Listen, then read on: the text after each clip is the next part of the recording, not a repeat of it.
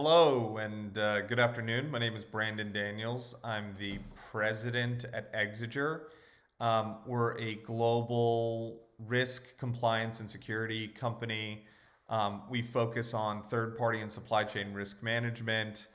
We've been working with some of the largest federal agencies and global and multinational corporations over the last several years, helping them to first secure their third party and vendor ecosystem. So essentially, ensure that they are meeting regulatory and compliance requirements globally, but also helping them to manage and to reform their supply chains.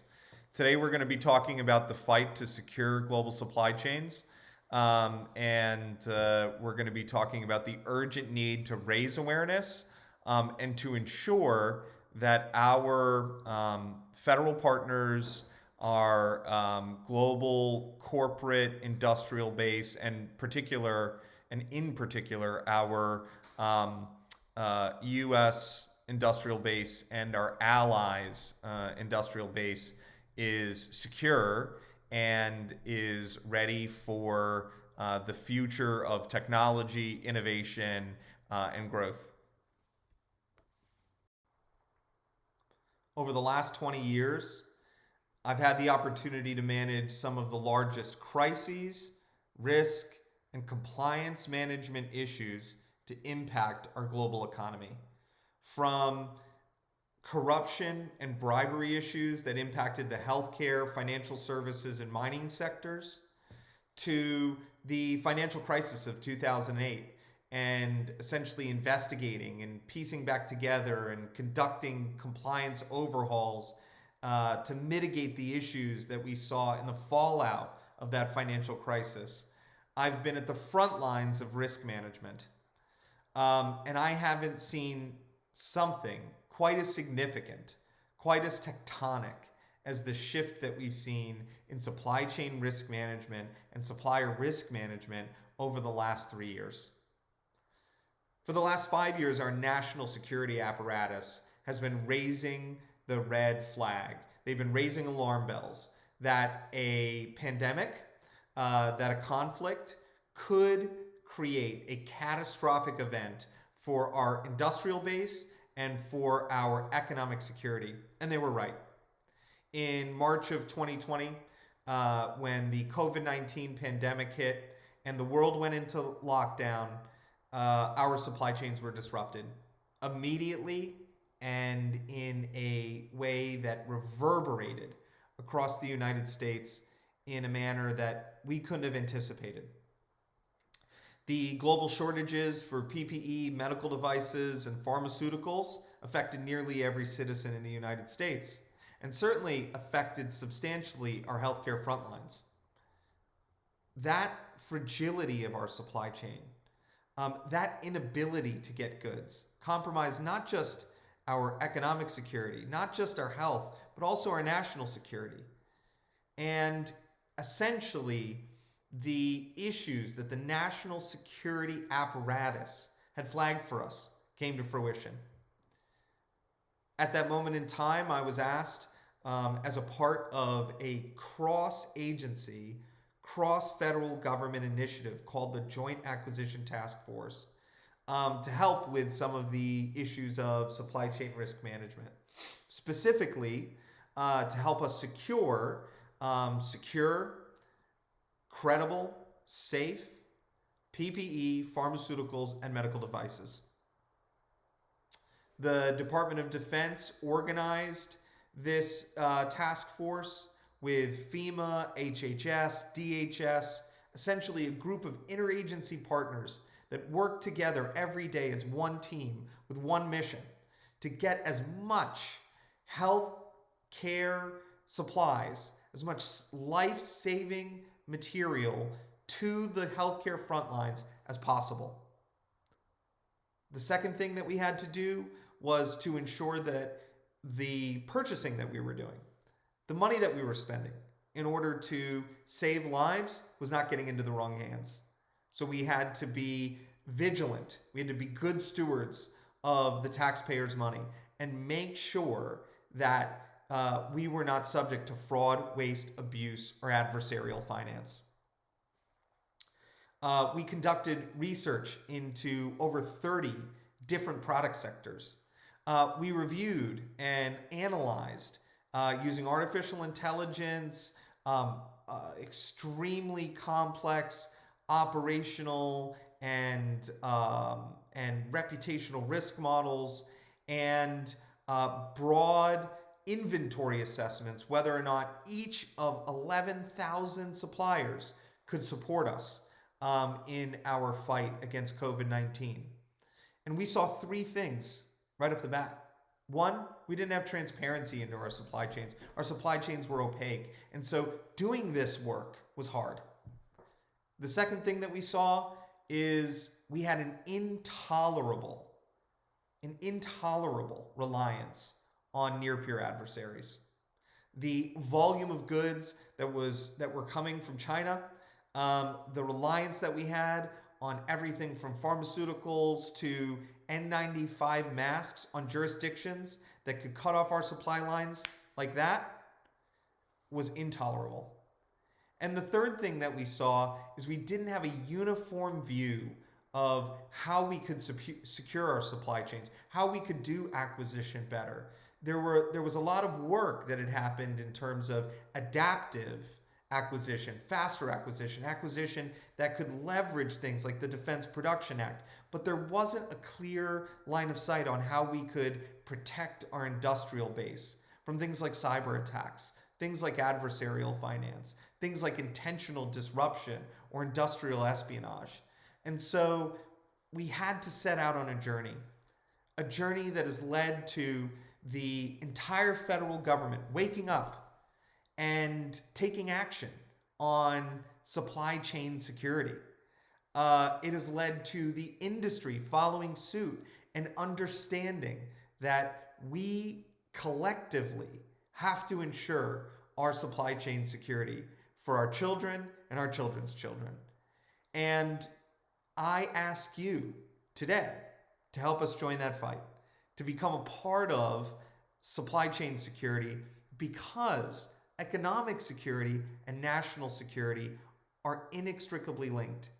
And if we don't get this right, we will pay the price, but so will our future generation. Global organizations are under increasing pressure to de-risk their supply chain. And that's with good reason. So one of the things that we saw coming out of the pandemic was that as we traced supply chains, we realized that there were intolerable risks that existed in our supply chains. For instance, we saw our telecommunications infrastructure compromised by near-peer adversaries. We saw things like forced labor and modern slavery as ethical and existential crises that were impacting our global national security and our way of life. We also saw that the ability to deliver uncompromised was more important than ever. And so organizations like the Department of Homeland Security, the White House, Department of Treasury, Commerce, State, Department of Defense all took steps to try to close some of these gaps that had been created over the last 20 years. The other thing is, as we took stock of what happened in the pandemic, we saw that there were, again, intolerable risks that had come out of the pandemic. In fact, in 2020, it's estimated that there was $4 trillion of lost revenue due to supply chain disruption. Now, you'd immediately say, okay, well, that's the COVID-19 pandemic. But over 36% of the respondents actually cited that cyber attacks also created strain in their supply chain, as well as rare earth material shortages and diverging regulations across their global ecosystem, across their global corporate infrastructure. We also saw that there were increased operational costs to deliver the same materials or to deliver less materials to the United States and its allies. 38% of companies with revenue greater than US $1 billion reported significant damage to their brand. We've also seen that changes in weather, changes in climate have created unprecedented volumes of disruption in our supply chain that we have to start to anticipate. And we have to start to engineer our supply chains to help us mitigate.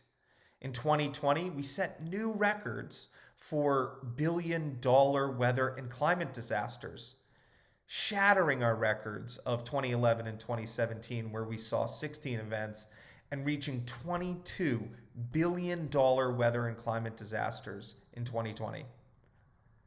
If that wasn't enough, we've seen supply chain cyber attacks become the most prevalent type of cyber compromise in our market. And then finally, we've seen an enhanced effort by our foreign adversaries to compromise our electrical grid and our telecommunications infrastructure through hybrid attacks, including supply chain and cyber attacks.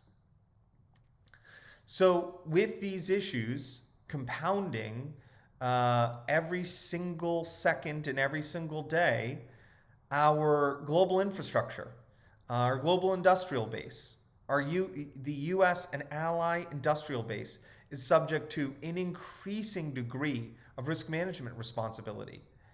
The depth to which they need to assess their third parties has become more significant, making it so that you don't have to just conduct due diligence on 500 suppliers that are critical to you delivering. You may have 10,000 plus suppliers as you look at your supply chain that you have to assess. Regulations are obviously trying to make sure that they're enforcing the sort of right types of activity from a supply chain assessment perspective. And then finally, although there's an increasing amount of pressure to make sure that we're getting this right, there's not a lot more budget to do it. And so people have to do more with less. One thing I specifically want to call out here is the danger of over-reliance on near-peer adversaries and the continuous non-kinetic warfare that we are subject to in our supply chains. First of all, near-peer adversaries like China are a multifaceted threat. They conduct espionage, industrial espionage, into the United States. In fact, there's almost a 1,300% jump in China-linked economic espionage cases over the past decade. And nearly half of the FBI's 5,000 active counterintelligence cases now relate to China. China is increasing the degree to which it's engaging in economic sabotage and coercion. According to the 2022 National Counterintelligence Strategy, foreign adversaries are employing innovative hybrid combinations of traditional spying, economic espionage, supply chain, and cyber attacks to gain access to our critical infrastructure, leaving us incredibly vulnerable. Also, the PRC is pursuing the military-civil fusion strategy, where essentially their industrial base and their defense apparatus is one and the same, leaving us more and more subject to the potential for supply chain disruption as we look at our overall reliance on China.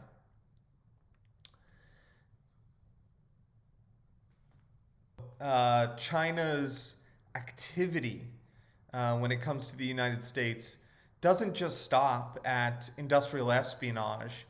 It also is pervasive in terms of what they allow their industrial base to do with our intellectual property. An estimated global value of counterfeit and pirated products from China in 2015 reached $1.7 trillion. And it is at least 500 billion higher than that today. And 1 in 5 corporations say China has stolen their IP within the last year. In addition to the threat of economic sabotage, the human rights abuses, the atrocities that we've seen come out of our near-peer adversaries make it so that, again, ensuring our independence when it comes to our supply chains is critical. So what do we do about it? What have we been doing about it? Well, one of the first things that we've done is we've created what we call the trades framework. And the trades framework is a model for understanding, mitigating, and monitoring issues in the supply chain, or in a company's supply chain, or in a federal agency's supply chain.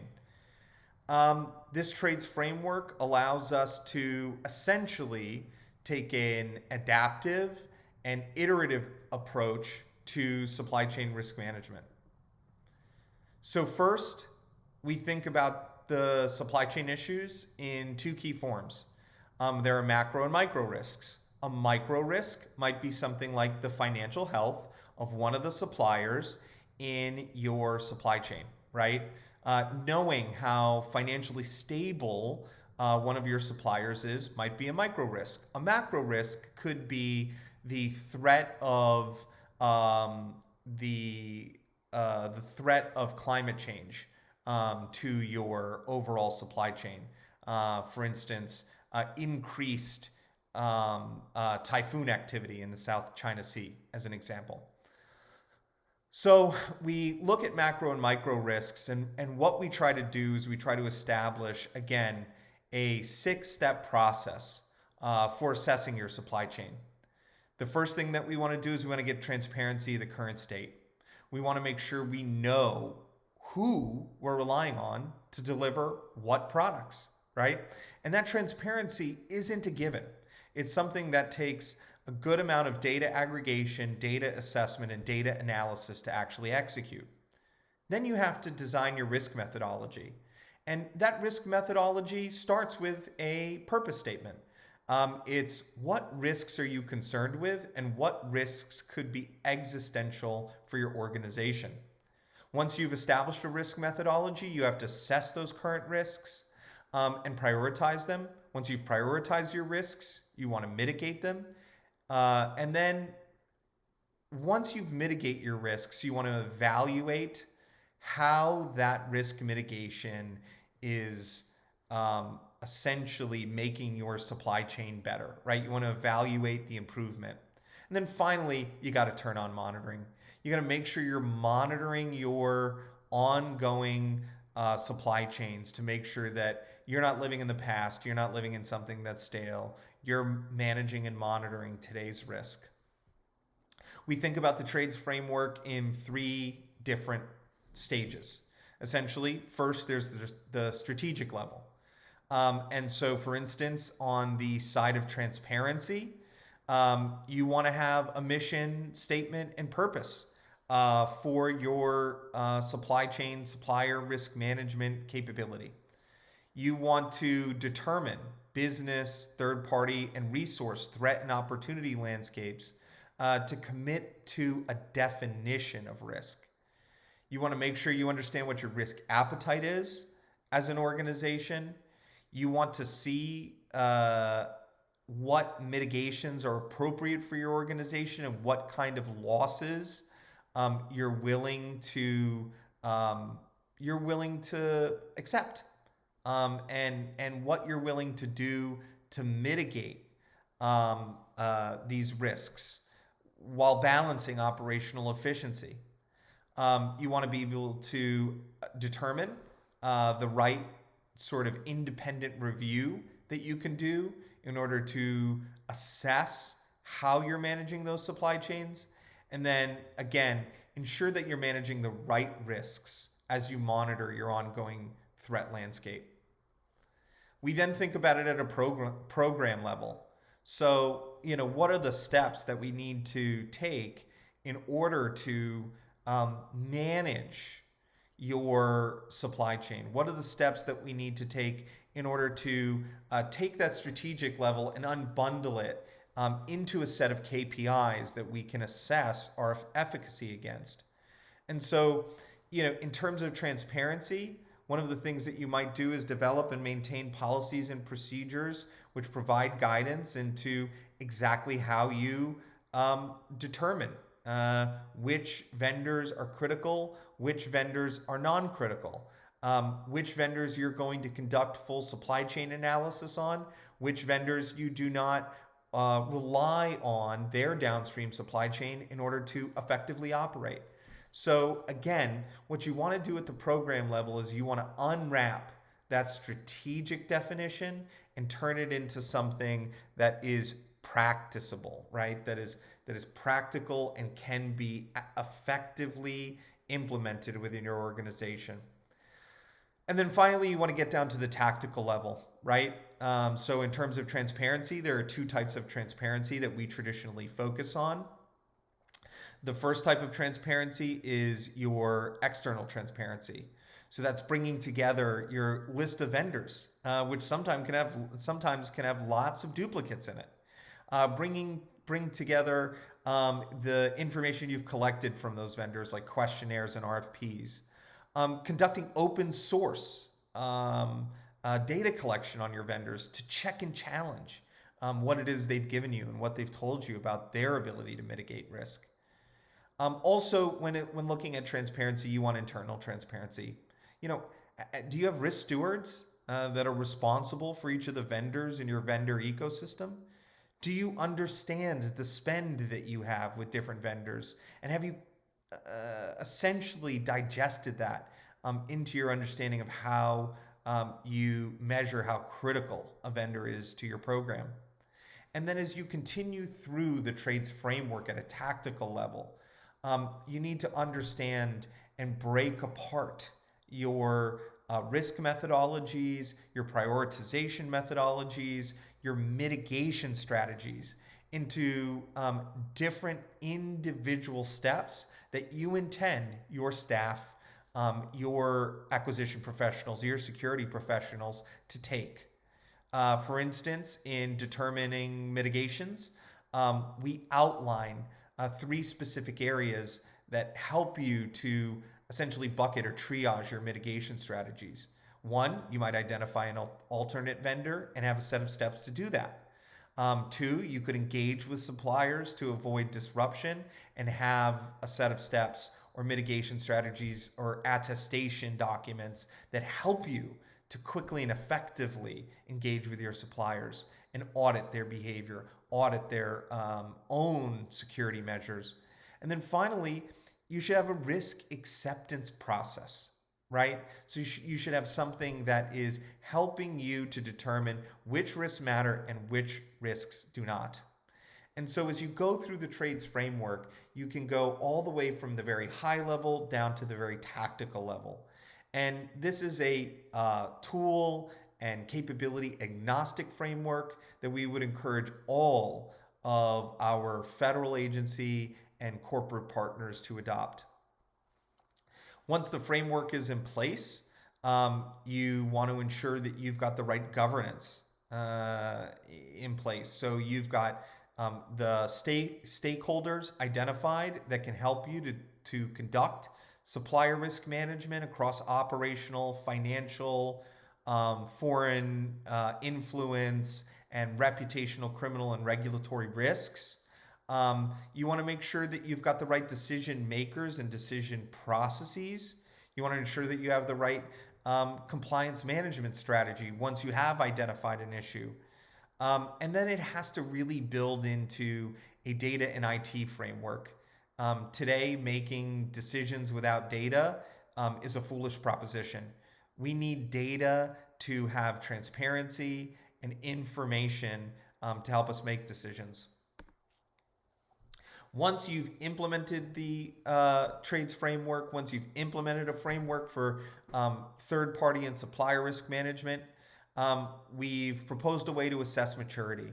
So this goes to that disruption mitigation and evaluation process, right? How effectively are you mitigating risk? And to what tier of your supply chain do you have visibility to both the suppliers that you rely on, as well as the risks that they may impose upon you and your organization?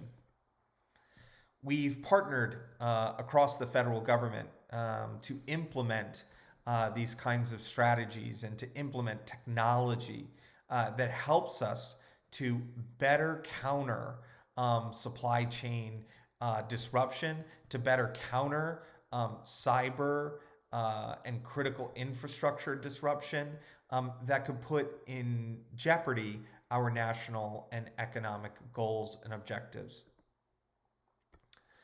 We have also developed and created a supply chain due diligence platform, which allows you to, at a single click, understand and to analyze your supply chain, both in terms of the types of relationships that you have, who those relationships are with, and how those relationships may impact you, but also, again, global health assessments across operational, financial, foreign influence, and reputational issues. In order to do this, we have to achieve a different scale of capability. We bring together 7 billion records of supply chain installations. We comb through and analyze over 1.3 billion contract records. We assess and analyze 31 million unstructured websites, web portals, web databases. We analyze over 16.8 million unique supply chains. And that scale of a problem, that scale of data analysis is all conducted through artificial intelligence, because without the ability to mimic the decision making that we would have on an individual or tactical level at scale across this data, we're unable to tackle this challenge effectively. Once we've aggregated data and once we've analyzed its relevance to a supply chain, to a commodity, to a market, as I mentioned before, the next thing is risk assessment. And so we have built a complex set of risk classification tools, so based off of artificial intelligence and machine learning, and off of quite literally tens of thousands to hundreds of thousands of vendor risk assessments, a risk management model that can assess each supplier in a supply chain for their different risk types. And namely, what we've done is we've taken the open media, the curated media, the transaction data, the watch list data that we've aggregated across all of our different data sources, over 16,000 structured and 31 million unstructured data sources. We've taken that data and we've applied risk classification and risk analytics to it. The first thing that we assess on every single vendor is their financial health. And we partner with different companies like Experian or Moody's or other financial credit scoring companies to get, for both public and private companies, an assessment of their credit health risk. We also look at unstructured content and determine the nature of the business, the potential issues with the business, whether or not it's in an area that's subject to, for instance, labor strikes that could increase financial duress. And then finally look at the capital intensity of the industry and the product that that vendor is delivering, and deliver a financial health risk score. Second, on every vendor in the supply chain, we assess what's called foreign ownership, control, and influence. And again, we break this down into a simple score.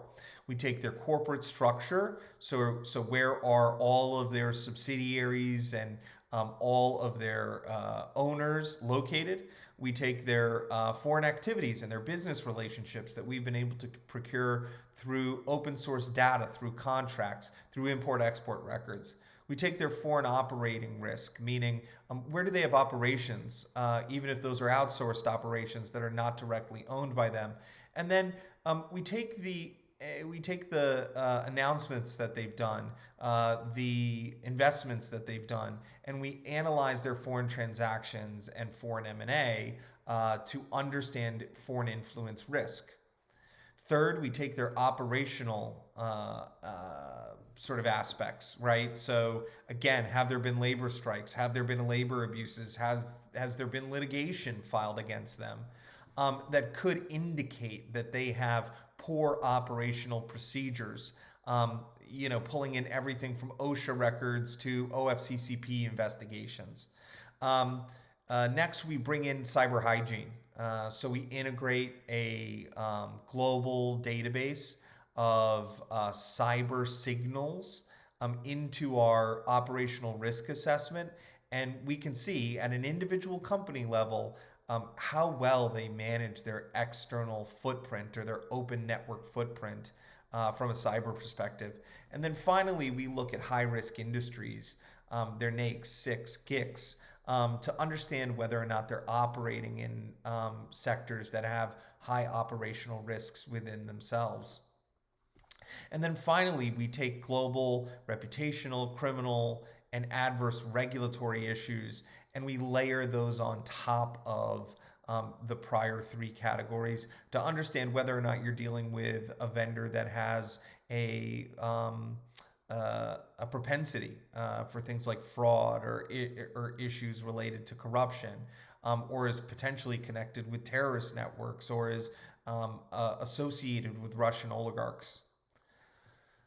Once we have assessed the vendors in your supply chain, once we've assessed this global network of data and supply chain installations, we can then overlay, as I mentioned, those macro risks. So if you're in a specific jurisdiction that is susceptible to tsunamis or typhoons or hurricane activity, or if you have geopolitical hotspots, for instance, Taiwan, one of our most reliable manufacturing partners, is in constant threat of potential Chinese incursion and infringement upon their sovereignty. And so we look at those factors of geopolitical tensions, jurisdictional risk, climate risks, supply chain logistics risks, and we assess those once we've mapped your global facilities and global vendor facilities. And what we're able to come out with overall is an overall view of your supply chain resilience.